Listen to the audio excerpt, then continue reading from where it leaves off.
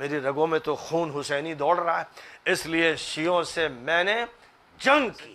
جو آ کر کام مہدی کریں گے، اللہ کا فضل ہے، اس کا کرم ہے، کوئی برا نہ مانے، اس کو فخر نہ سمجھے، میں وہی کام کر رہا ہوں، اور اللہ نے مجھے اہل بیت میں قبول فرمایا، تو میں مہدی کا راستہ ہموار۔ بعد کے جو ملا مولوی ہیں، جو بنی امیہ کے حاضر باش اور ان کے سرکاری مولوی بن گئے یا ان سے دباؤ میں رہے، جن میں سب سے بڑے مشہور صحابی اور جن کی 5000 حدیثیں ابو ہریرہ، ان کا حال یہ ہے کہ آدھی حدیثیں انہوں نے گول کر دی۔ السلام علیکم ورحمۃ اللہ وبرکاتہ، الحمدللہ رب العالمین وصلی اللہ علی نبینا محمد۔ جس آدمی کے قریب صحابہ اکرام کی عزت نہیں، محدثین کی عزت نہیں، دین اسلام کی عزت نہیں، اللہ عز و جل اور نبی صلی اللہ علیہ وسلم کی عزت نہیں، اس آدمی کے قریب اس آدمی کی عزت انسانوں کے قریب بھی نہیں ہوتی، فرشتوں کے قریب بھی نہیں ہوتی، اور اللہ عز و جل کے قریب بھی نہیں ہوتی۔ لہذا یہ آدمی نے جو گستاخانہ رویہ گزشتہ کچھ دن سے آغاز کیا ہے، یہ چھپی ہوئی باتیں تھیں ان کی جو اب زبان پر کھل کر آ گئی ہے، اس لیے کہ یہ حکومت کے درباری ہیں، جس طرح ابو ہریرہ کو درباری کہا تھا حضرت معاویہ کے۔ اس بات پر تو آگے ہوگی۔ ان کی درباریت اس وقت ثابت ہوئی جب all India Muslim personal law board کا حیدرآباد میں یہاں پر اویسی ہاسپٹل کے آڈیٹوریم کے پاس، وہاں پر جب یہ پروگرام منعقد کیا گیا تھا، وہاں سے جب دھکے دے کے ان کو باہر نکال دیا گیا، اس وجہ سے کیونکہ انہوں نے بابری مسجد دوسرے پکش کے حق میں دے دینے کا جو سو مشورہ دیا تھا، لہذا وہاں سے دھتکارے گئے، اب دنیا سے دھتکا جا رہے ہیں۔ ایک بڑی یونیورسٹی کے ڈین ہوتے ہوئے یا ڈائریکٹر ہوتے ہوئے ان کا منہج اس لیول پہ ہے تو تعجب کی بات ہے کہ یہ وہاں سیکھنے والوں کو کیا سکھا رہے ہیں۔ کئی بھڑکی باتیں یہ کر رہے ہیں اور کئی بہکی باتیں یہ کر رہے ہیں، جس میں سے 3 باتوں پہ انشاءاللہ آج بات کر کے ہم جو سو اپنی اصلاح کرنے کی کوشش کریں گے اور ان کی گمراہی سے اپنے آپ کو محفوظ رکھنے کی کوشش کریں گے۔ سب سے پہلی بات انہوں نے کہی کہ میں حسینی ہوں، میری رگوں میں اہل بیت کا خون ہے۔ ویری گڈ، آپ کے اپنا دعویٰ ہے۔ دوسری بات انہوں نے کہی کہ میں مہدی جو کام کرنے آنے والے قیامت سے پہلے علیہ السلام، وہ مہدی جو کام کرنے آنے والے میں وہی کام کر رہا ہوں، میں ان کے راستے کو ہموار کر رہا ہوں۔ Very good. تیسری بات انہوں نے کہی کہ ابو ہریرہ رضی اللہ عنہ یہ امیر معاویہ کی خلافت میں جو ان کی حکومت تھی اس کے درباری تھے، اور یہ تو بات کر ہی دی ہے جاہلانہ، اور اس سے بڑی جاہلانہ اور کفریہ بھی وہ بات ہو سکتی ہے اگر علماء اکرام اس مسئلے پر بولے تو۔ انہوں نے کہا کہ ابو ہریرہ رضی اللہ عنہ نے حدیثوں کا بہت بڑا حصہ امت کے سامنے پیش ہی نہیں کیا۔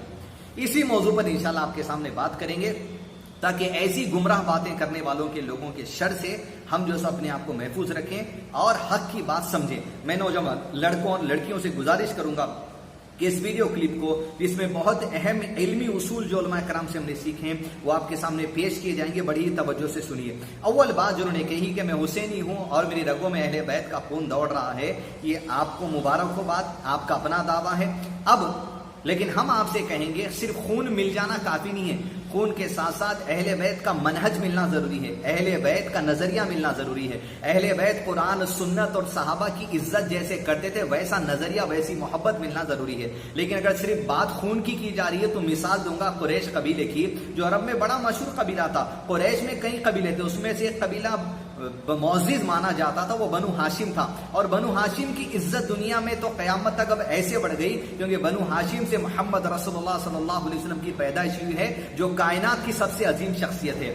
بات جب آپ خون اور قبیلوں کی کر رہے ہیں اور جو سو سلسلے کی کر رہے ہیں تو سنیے، سلسلہ مل جانے سے کچھ نہیں ہوتا، منہج اور وہ محبت ملنا چاہیے جو ہمارے جو سو پیچھے گزرے ہوئے لوگ، اگر آپ اہل بیت سے ہیں تو وہ لوگ کرتے تھے۔ کیا کرنا چاہیے؟ مثال سنیے، قریش کے قبیلے میں معزز محمد صلی اللہ علیہ وسلم اٹھے، وہی قبیلے میں آپ نے سنا ہوگا قرآن مجید کی سورت جو ہے سورت اللہب، جہاں اللہ نے ارشاد فرمایا بسم اللہ الرحمن الرحیم تبت یدا ابی لہب وتب۔ یہ ابی لہب اس کو بھی سلسلہ قریش کا ملا تھا، ابو جہل اس کو بھی سلسلہ بڑے قبیلوں کا ملا تھا، ابو طالب اس کو بھی سلسلہ قریش کا ملا تھا، لیکن نسب مل جانے سے کیا منہج مل گیا؟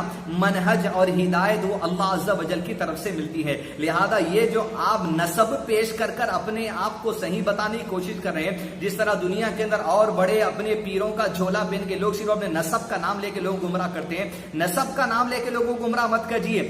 منہج آپ کی جو زبان سے نکل چکا ہے وہ آپ کے منہج کو ظاہر کر چکا ہے، اس سے نسب کی کوئی اہمیت باقی اب نہیں رہی، آپ نے جو اپنی زبان سے کہہ دیا۔ دوسری بات، یہاں پر یہ کہہ دینا کہ میں اہل بیت سے ہوں، تو پہلا سوال ان سے یہ ہے، اور وہ نوجوان جو ان کے پیچھے جا رہے ہیں ان سے بھی ہے، کیا کبھی اہل بیت نے اپنی زندگی میں جب ابو ہریرہ کو دیکھا رضی اللہ عنہ، تو کیا حضرت علی نے، حضرت حسن نے، حضرت حسین نے رضی اللہ عنہم اجمعین، کیا انہوں نے ابو ہریرہ پر کبھی ایسی ہی بات کہی ہے رضی اللہ عنہ جو یہ ظالم آدمی کہتا ہے کہ ابو ہریرہ نے حدیثوں کو حذف کر دیا، حدیثوں کو کھا گیا، حدیثوں کو امت کے سامنے پیش نہیں کیا؟ کیا اہل بیت نے یہ کہا؟ تبھی میں کہہ رہا تھا کہ نسب ملنے سے کچھ نہیں ہوتا، نسب والوں کا منہج ملنا پڑتا۔ اہل بیت کا منہج یہ ہے کہ کبھی ابو ہریرہ پہ ایسی تہمت نہیں لگائی جو یہ آدمی جو ان کی نسب کا ہونے پر اپنے آپ کو جھوٹی بات کہتا ہے، تہمت لگاتا ہے۔ اللہ کی کہیں لعنت نہ ہو جائے اس پر، اللہ ہمیں ایسی گمراہی سے محفوظ رکھے۔ دوسری بات، یہ بات کہہ دینا کہ ابو ہریرہ نے حدیثوں کو حذف کر دیا، امت سے چھپا لیا، یہ اللہ پر تہمت ہے، یہ نبی صلی اللہ علیہ وسلم پر تہمت ہے، یہ دین اسلام پر انگلی اٹھانا ہے، یہ صحابہ کرام پر انگلی اٹھانا ہے، یہ اہل بیت پر انگلی اٹھانا ہے۔ ایک ایک کر کے مختصر وقت میں سنیں انشاءاللہ۔ سب سے پہلی بات، اللہ پر انگلی اٹھانا کس طرح ہے؟ جب نبی صلی اللہ علیہ وسلم مدینے میں آئے تو مدینے میں کچھ لوگ ایسے تھے جو دل میں تو ایمان نہیں تھا، زبان پہ ایمان لے کر آتے تھے، انہیں منافق کہا گیا۔ یہ جب نبی صلی اللہ علیہ وسلم کی موجودگی میں، نبوت کے دور میں جہاں وحی کا نزول ہو رہا ہے، کوئی بھی غلطی ہوتی ہے یا کوئی شخص اپنے دل میں نفاق چھپا کر ہوتا ہے، زبان سے اسلام کہتا ہے، تو اللہ تعالیٰ عرش سے وحی کے ذریعے اطلاع دیتے ہیں کہ اللہ کے نبی صلی اللہ علیہ وسلم یہ منافق ہے۔ تو اللہ عز و جل نے یہ اصول بنا لیا تھا اپنے لیے، اللہ کے نبی صلی اللہ علیہ وسلم کی مدد کرنے کے لیے ہر ظالم کو کھول کر رکھتے تھے۔ مسجد زرار میں میٹنگ چل رہی تھی، مسجد زرار کو توڑنے کا حکم دیا گیا اللہ عز و جل کی طرف سے۔ تو اللہ پر یہ تہمت لگانا ہے کہ جو انہوں نے کہی کہ ابو ہریرہ نے حدیثوں کو حذف کر دیا، تو مطلب یہ ہے کہ اس زمانے میں نبوت کے ایک ایسا آدمی پڑھ رہا تھا جو حدیثوں کو ختم کرنے والا ہے، جو دین کا حصہ ہے، اس آدمی کے بارے میں اللہ نے نبی صلی اللہ علیہ وسلم کو اطلاع نہیں دی اور چھوڑ دیا اس آدمی کو آگے حدیثیں کھانے کے لیے۔ اللہ اکبر کبیرہ، کتنا بڑا بہتان ہے اللہ عز و جل کی ذات پر ہی، جبکہ ہر چیز کی اطلاع اللہ عز و جل دیتے تھے۔ منافقوں کی اطلاع ہوئی تو حدیث چھپانے والے کی اطلاع نہیں ہوتی تھی۔ تو اللہ کو جس بات کا دعویٰ اللہ نے نہیں کیا، جس بات کی اطلاع اللہ نے نہیں دی، وہ سلمان ندوی کو اطلاع ملے گی کہ ابو ہریرہ حدیثیں چھپانے والے ہیں۔ استغفر اللہ و اتوب الیہ۔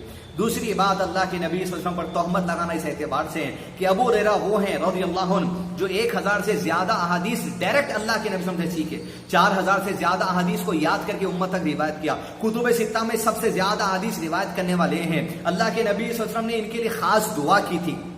یہ اپنے آپ کو اصحاب صفہ مسجد نبی میں وقف کر چکے تھے صرف دین اسلام کی خدمت کے لیے۔ لوگ لا کر انہیں کھجور، دودھ، کھانا وغیرہ دیا کرتے، زندگی کا گزارا اسی سے کر کر حدیث کی خدمت کرتے تھے۔ ایسی شخص پر تہمت، محدث جنہوں نے محدثہ حضرت عائشہ کا جنازہ پڑھایا، سبحان اللہ، وہ ابو ہریرہ۔ یہ کہنا کہ ابو ہریرہ نے حدیثوں کو حذف کر دیا، یہ اللہ کے نبی صلی اللہ علیہ وسلم پر تہمت لگانا ہے، کیونکہ اللہ کے نبی صلی اللہ علیہ وسلم نے ایک ایسے آدمی کو چن لیا اپنی حدیثیں لکھانے کے لیے جو حدیثیں امت تک پہنچانے والا ہی نہیں ہے۔ اللہ اکبر۔ سلمان ندوی نے بات کہہ کر اللہ کے نبی صلی اللہ علیہ وسلم پر بھی تہمت لگا دی۔ تیسری بات جو کفر کی طرف لے جا سکتی ہے، اگر علماء کرام اتنے بڑے عالم پہ اگر کچھ فتویٰ لگا سکے تو اللہ اکبر۔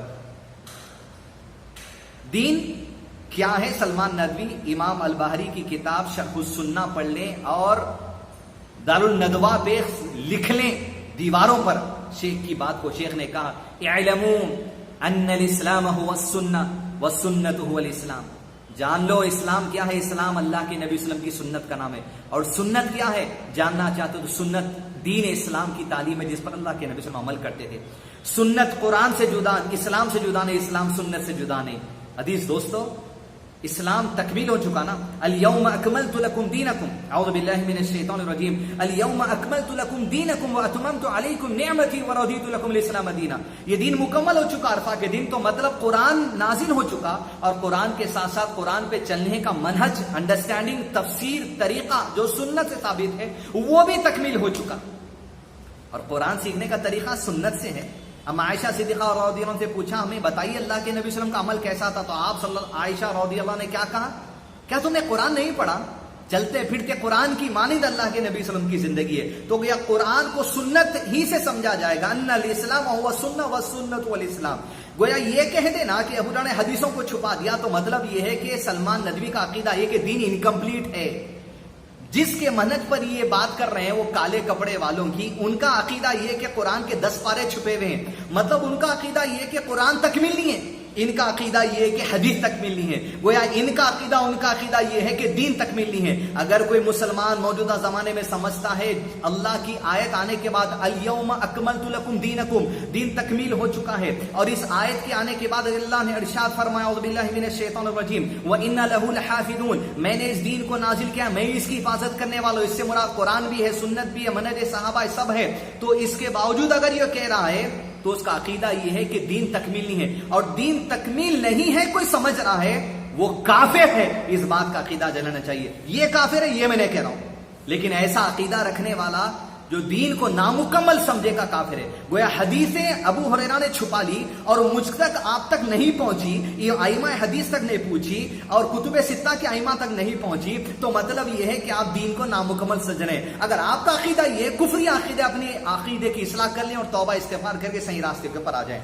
چوتھی بات، یہ اہل بیت پر تہمت لگانا ہے، کیونکہ اہل بیت حضرت علی، حضرت حسن، حضرت حسین رضی اللہ علیہم اجمعین، حضرت فاطمہ اور دیگر اہل بیت میں اور کون آتے ہیں؟ کان کھول کر سن لیں، تمام ازواج مطہرات بھی اہل بیت میں سے ہیں۔ وازواجہم امہاتہم، کہ ان کی جو بیویاں ہیں نبی کی وہ تمہاری مائیں ہیں، تو اہل بیت میں سے آتے ہیں۔ اللہ نے اہل بیت کر کر نبی صلی اللہ علیہ وسلم کی بیویوں کو قرآن مجید میں ارشاد فرمایا۔ حضرت عائشہ نے، حضرت خدیجہ نے، دیگر تمام امہات المومنین نے، کسی کا بھی عقیدہ نہیں تھا کہ ابو ہریرہ ایسے ہیں، ورنہ حضرت عائشہ وصیت نہیں کر دیتی کہ میرا جنازہ ابو ہریرہ نہیں پڑھانا چاہیے۔ حضرت عائشہ کا جنازہ کس نے پڑھا؟ محدث کا جنازہ، محدث، حدیث کا خادم ابو ہریرہ رضی اللہ عنہ نے پڑھا ہے۔ یہ تہمت ہے صحابہ کرام پہ، یہ تہمت ہے اہل بیت پر، یہ تہمت ہے دین کی بات پر، یہ تہمت ہے اللہ کے نبی صلی اللہ علیہ وسلم کی ذات پر، یہ تہمت ہے اللہ عز و جل کی ذات پر۔ لہذا ایسے جاہل بات کرنے والے کے شر سے اپنے آپ کو آپ دور رکھیں۔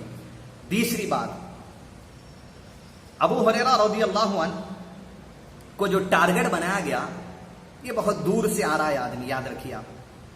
بھلے ہم عالم نہیں ہیں لیکن علماء سے جو منہج سیکھیں وہ بتائیں گے ضرور انشاءاللہ، اگر علماء بھی روکیں گے تو انشاءاللہ بتائیں گے ضرور۔ ابو ہریرہ رضی اللہ عنہ کہ دین تکمیل ہو چکا ہے، وَإِنَّ لَهُ لَحَافِظُونَ سے مراد دین کی تمام باتوں کی حفاظت اللہ تعالیٰ کرنے والے، قرآن کے ساتھ ساتھ وہ احادیث جو قرآن سمجھنے کے لیے ضروری ہے اس کی بھی حفاظت اللہ کرے گا قیامت تک، عقیدہ ہے ہمارا۔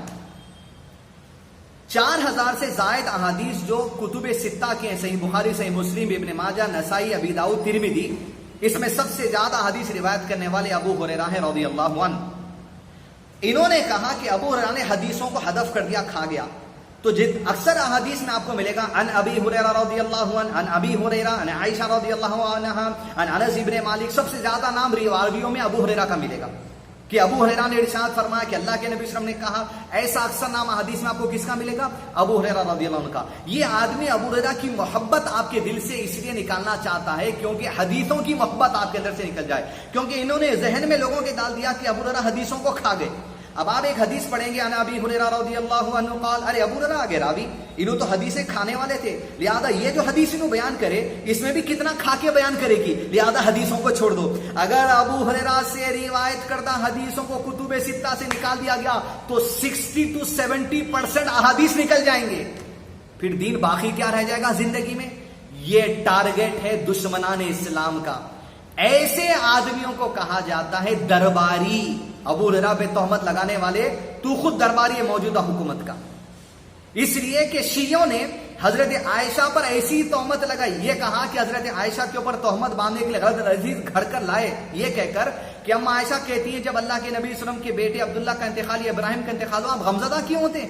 آپ کا بیٹا تھوڑا ہی تھا، یہ ابن جریر کا بیٹا تھا۔ اتنی بڑی تہمت حضرت عائشہ کا نام لے کر ڈال دیے، کیونکہ حضرت عائشہ کی عظمت ختم ہونا، جہاں حضرت عائشہ کی عظمت ختم ہوگی حدیثوں کی عظمت ختم ہوگی، جب حضرت ابو ہریرہ کی عظمت ختم ہوگی تو حدیثوں کی عظمت ختم ہوگی، حدیثوں کی عظمت ختم ہوگی تو دین کی عظمت ختم ہوگی، دین کی عظمت ختم ہوگی تو دین اور آخرت دونوں بربادی کا سامان اکٹھا ہو جائے گا۔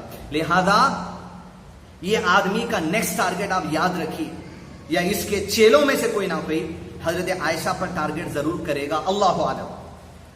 چوتھی بات جو انہوں نے کہی، مہدی علیہ السلام جو قیامت سے پہلے آنے والے ہیں، وہ جو کام کرنے والے میں وہی کام کر رہا ہوں، یہ اس کی گمراہی کے آغاز کی نشانی ہے، اس لیے کہ اکثر لوگ جو دنیا میں گمراہ ہوئے وہ امام مہدی کے طریقے کو لے کر آنے والے کہہ کر گمراہ ہو گئے۔ مہدی فرقہ، مہدی آگے بل کے گمراہ ہو گیا، مرزا غلام احمد قادیانی وہ اپنے آپ کو عیسیٰ علیہ السلام کے ساتھ ساتھ مہدی ہونے کا دعویٰ بھی کر گیا، کافر بن گیا. کئی لوگ اب ان کی باری دکھ رہی، اللہ ان کو گمراہی سے بچے، ہم سب کو بھی بچے. انہوں نے کہا مہدی جو طریقہ لے کر آنے والے میں وہی طریقے پہ جا رہا ہوں اور ان کی راہ ہموار کر رہا ہوں. یہ تو یہ بات ہو گئی جیسے مرزا غلام احمد قادیانی کہتا ہے میں نبی نہیں ہوں، مگر نبی کی بات پہنچانے والا ایک سیکنڈ کیٹیگری کا نبی ہوتا ہے، میں وہ نبی ہوں. تو مہدی جو آنے والے وہ سیکنڈ کیٹیگری کے مہدی یہ دعویٰ بھی کر دے. تو ایسی جہالت والے سے بچ کر رہیے. آگے جا کر یہ لوگ کدھر کدھر تک کٹ مان سکتے ہیں. اپنے عقیدے کی اصلاح فرمائی. تو یہ مختصر اہم باتیں تھی، 3 موضوعات پر جو آپ کو بتانا تھا. ابو ہریرہ پہ انگلی، احادیث پر انگلی، احادیث پر انگلی، اللہ عز و جل پر سوال، نبی صلی اللہ علیہ وسلم پر سوال، صحابہ کرام پر سوال، اہل بیت پر سوال. لہذا ان کی گمراہی سے بچ کر رہیں، اپنے آپ کو منہج صحابہ، منہج سلف صالحین سے جوڑ کر رکھیں. اہل بیت کا جو منہج ہے وہی صحابہ کا منہج ہے، جو صحابہ کا منہج ہے وہی اہل السنہ والجماعت میرا اور آپ کا منہج ہونا چاہیے. ایسے لوگوں سے بچ کر رہیں. اللہ ان کے حق میں بھی ہدایت کا معاملہ کرے اور انہیں دوسروں کا درباری بننے سے اسے محفوظ رکھے. اور صحابہ پر جو تہمت لگائے گا، ہم ہرگز بھی آپ یاد رکھیے ان کی عزت نہیں ہو سکتی. ارے اتنے بڑے عالم ہیں، آپ بول دیے معافی چاہوں گا، مگر میرے گھر تک آئی ہے بات، میں کیوں خاموش بیٹھوں؟ بات پہنچانے سے پہلے خاموش سنبھل کے پہنچانا چاہیے. کس تک بھی بات آ سکتی ہے، اللہ تعالیٰ کسی سے بھی جواب دلا سکتا ہے. اس کے علاوہ مزید اور بھی باتیں جو وقتاً فوقتاً ان کی شرارت کو انشاءاللہ ہم آگاہ کرنے کی کوشش کریں گے. وصلی اللہ علی نبینا محمد وعلی آلہ وصحبہ وسلم تسلیما کثیرا.